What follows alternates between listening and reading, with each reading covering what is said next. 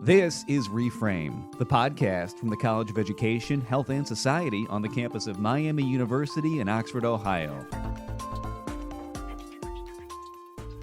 It's been said in various ways that if you were to somehow pluck a person from the 18th century and bring them straight to our modern era, one of the only things that they would probably recognize today would be our educational system. Sure, chalkboards have been replaced with whiteboards or even smartboards. Instead of notebooks and textbooks, many students now use laptops and iPads. But aside from some technologies, the structure, the overall structure, including the way classrooms are managed, the way teachers interact with students, and even the way new teachers are trained to become professional educators, it's all largely the same as it was generations ago. For decades, critics have called for education reform on several fronts. There have been and continue to be attempts to challenge testing standards, for more classroom teacher autonomy, to push for more culturally relevant and responsive curricula, and so on. What hasn't received as much attention is rethinking how new teachers gain the experience needed to do the job well in the first place. But an ambitious new book from Dr. Leah Wasburn Moses, a Miami University professor of educational psychology, aims to change that by starting with one of the most powerful experiences that any aspiring teacher can have, and that is student teaching. Student teaching is the single most impactful experience in teacher education. And new compelling evidence has shown us that if done correctly, student teaching can be even more powerful than we thought before. However, like so much of education and teacher preparation, student teaching has remained virtually unchanged for nearly a century. But in her new book entitled Student Teaching, Past, Present, and Future, Dr. Wasburn Moses explores how reforming student teaching can have profound implications. And not only for the way new teachers are trained, it also has potential to improve teacher quality, and it may even provide solutions to another age-old problem in education, which is the ongoing challenge of teacher retention. If everybody who got a degree in education actually became a teacher, there would not be a teacher shortage. And so it's pretty ambitious, but I'm hoping that if people like me and people who administer teacher education programs can see this data and realize how a relatively small investment in an important part of teacher education can really pay off.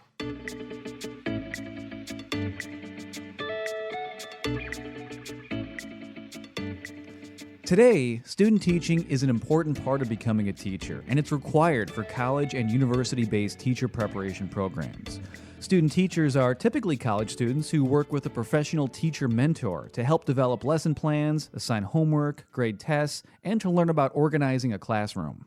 It builds practical experience and allows room for direct feedback, and it offers a look into what it's really like to be a teacher. And research consistently shows it to be one of the most powerful experiences any aspiring teacher can have. We do know that the environment that a first-year teacher gets in, that school environment, is so powerful that it has much, much more of an influence on how new teachers are teaching than the teacher preparation program. Now, several years down the road, some of what they learned starts to creep in. But the real powerful impact is that student teaching experience and that induction experience. It can also make beginning teachers feel more prepared, more confident, and more likely to stick with the job during those pivotal first few years, those that can often make or break new teachers. And when done effectively, it can also be mutually beneficial to the school by providing another person to help organize a class and to share teaching responsibilities. But there are several problems, starting with stagnation, because what worked just fine decades ago might not be the best way to handle things today. Unfortunately, in education, we're continually frustrated by inertia of long-standing practices, and student teaching has remained virtually unchanged for a century. So we figured out how to do it, and we figured out how to do it in a simple way that works, that's efficient, and it's always easier to stick with the efficient way than to change our practices. There is also a lack of consistency. Student teaching practices can vary considerably between universities, between local school districts, and especially across states. This contributes to an uneven quality of teachers on a national level. In addition, there's also usually a further emphasis on quantity over quality. In most cases, student teachers are almost randomly placed in K through 12 schools, and without much regard for whether it's actually a good fit for the student or even beneficial to the school itself. So the problem is that, as we know, all educators are overworked. And so student teachers tend to go to the teachers who are willing to accept a student teacher in the classroom, not necessarily the teacher who might make the best mentor to a teacher candidate. And on the university side, there's typically not much of an effort to match teacher candidates deliberately with schools. Studies have shown, for example, that it's highly effective to have schools, teachers, and administrators actually interview teacher candidates and be able to select them. So what we know from research, and a lot of it is fairly recent research, although we've had a hunch for a long time, that deliberately placing certain teacher candidates with certain teachers can have really positive outcomes. But that really involves an extra step on both sides. Another problem with student teaching today, and perhaps one of the most significant, is the research to practice gap that exists. This is the gap between the theory and research concepts that college students learn through their coursework and how that is often disconnected with the day-to-day realities of what they actually experience while working in real classrooms with real kids. So, is part of the problem that student teaching should start earlier? Should it be more immersive? Should we be trying to do a better job of using the research that professors like yourself conduct? Should there be more ways to connect that with what actual teachers do in real classrooms? Is that part of the disconnect as well? Everything All is true. So ideally, the whole system of teacher education would be reformed so that K-12 and teacher preparation are on the same page, and they're both running teacher preparation together for mutual benefit of teachers and administrators and students in schools.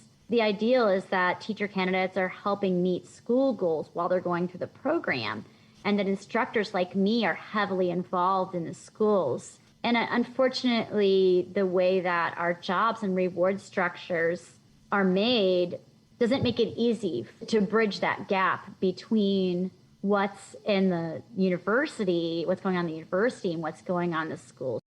But a lot of times, student teaching is supervised by people who aren't affiliated with the rest of the program. So, for example, retired teachers or graduate assistants, all of whom have experience themselves, but that direct tie into the rest of the 3.5 years of teacher preparation isn't there. So ideally, teacher education would be a joint venture. Student teaching as the most impactful experience is where I believe reform should start. And that's not all. Reforming student teaching also has the potential to address yet another problem in education, something the field has also been dealing with for ages, something called the apprenticeship of observation.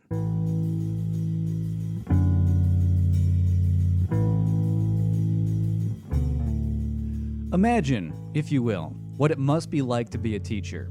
The things they say, the questions they ask, the way they organize a class.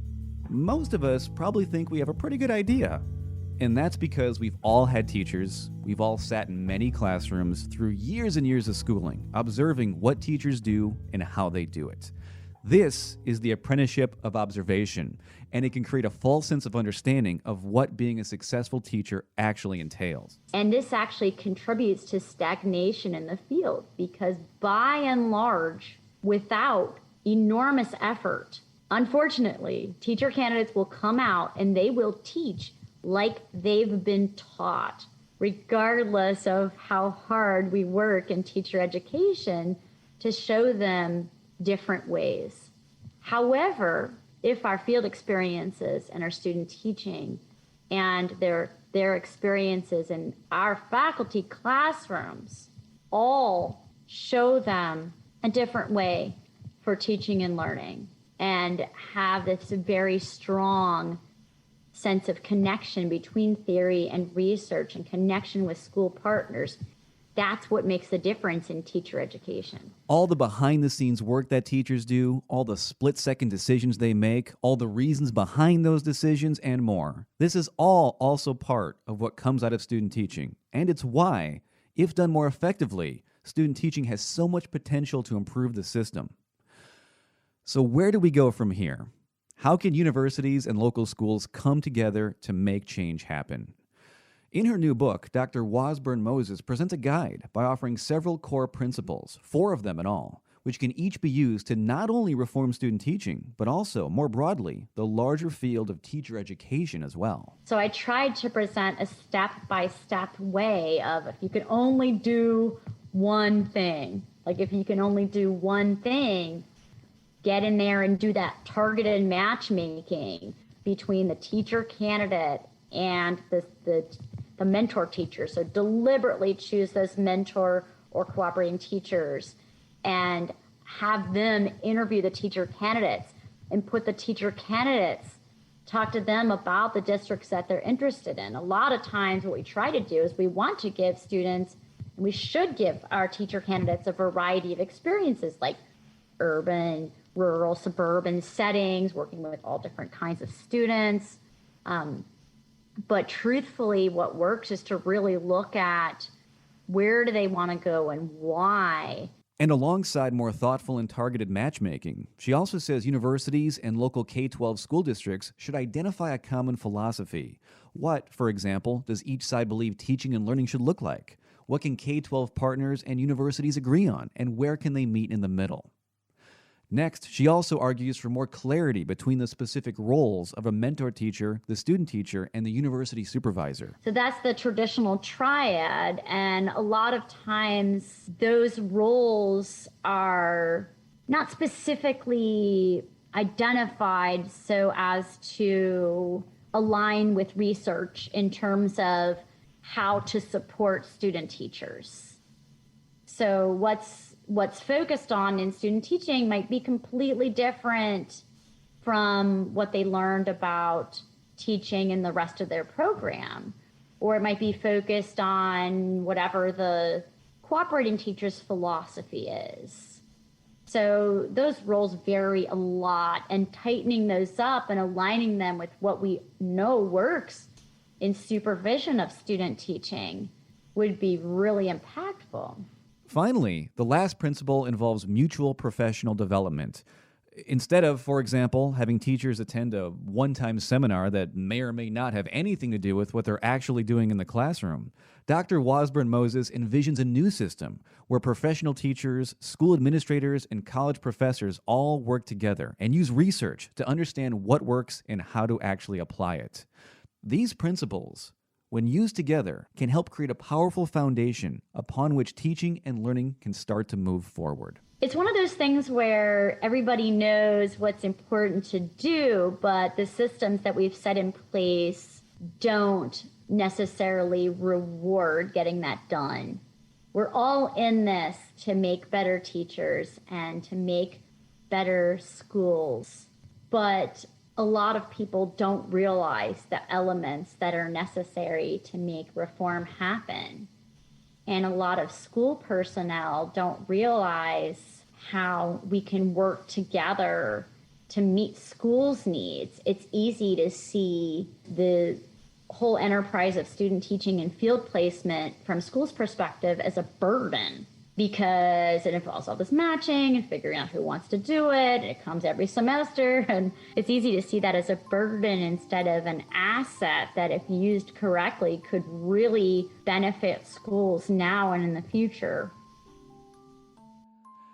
Dr. Leah Wasburn Moses is a Miami University professor of educational psychology, and her new book is called Student Teaching, Past, Present, and Future.